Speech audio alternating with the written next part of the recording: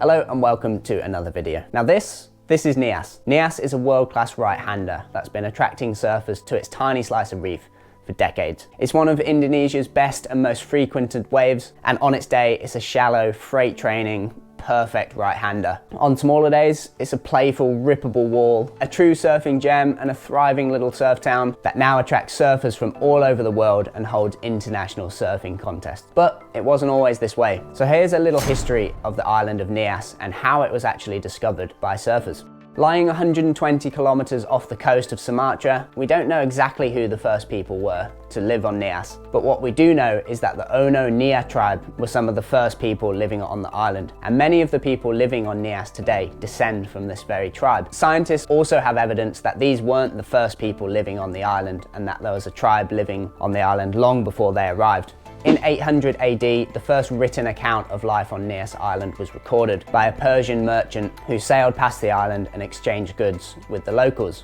In the 16th and 17th century, the trading of goods with passing merchants was commonplace on the island, and local tribes often swapped local product with precious metals. Also during this time, the Sultan of Aceh ruled Western Sumatra and often raided Nias, stealing locals from their tribes to work in the slave trade. By 1825, Nias became part of the Dutch East Indies, but taking over Nias wasn't plain sailing for the Dutch, and in fact it was one of the last islands in Indonesia to be colonized by Dutch rulers. The Dutch were met with fierce fighting from the villagers in the south of Nias, putting up resistance to not have their island taken away from them. Then during World War II, the island fell under Japanese rule, and by the end of World War II in 1945, Indonesia gained independence from the Japanese in a day that is now celebrated as Hari Merdeka.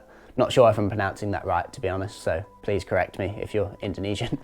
In 1975, the fate of Nias changed forever when Australian surfers Kevin Lovett and John Geisel discovered perfect waves at Lagundri Bay in the island's south.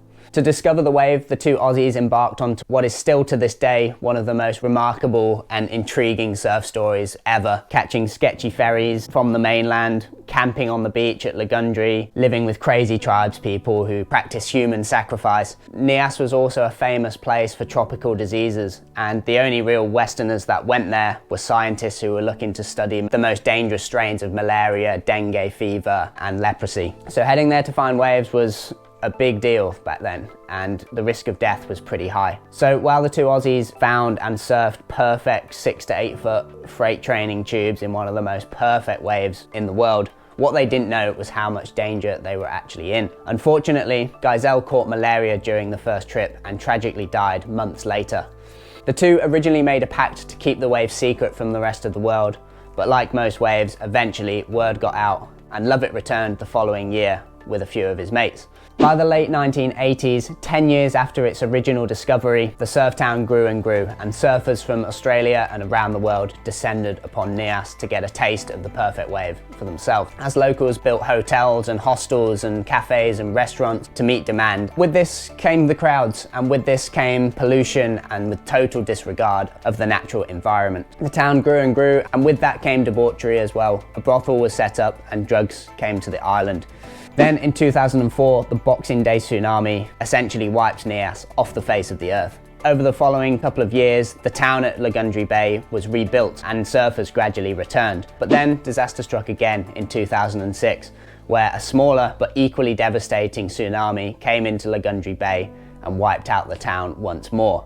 Again, the town had to be rebuilt. Now, a common misconception about Nias is that the 2004 tsunami altered the reef at Lagundri Bay, changing how the wave broke. But what a lot of people don't know is that it was actually the 2006 event that caused this to happen. Because Lagundri Bay sits right on the middle of two tectonic plates, the same earthquake that resulted in the tsunami caused the level of the reef to raise a couple of feet. So what was previously a perfect, kind of fat, almondy sort of right-hander became an even hollower freight training right-hander. Despite the damage and devastation in terms of surfing, it made the wave a lot better. And then over the next 20 years, the popularity and media coverage of Nias grew and grew. Photos and videos of perfect waves flooded the surf mags and social media, and now Lagundri Bay tempts surfers from all over the world with the promise of tropical, perfect freight training, 4 to 6 foot rights. Although Nias is so well known, it's still remote, it's still really hard to get to, but it is a thriving little surf town, but with perfect waves that, if anything, better than when it was discovered. It still draws surfers from all over the world. And recently they've held QS events there. It is obviously really, really crowded. It's quite a short wave, but no less perfect.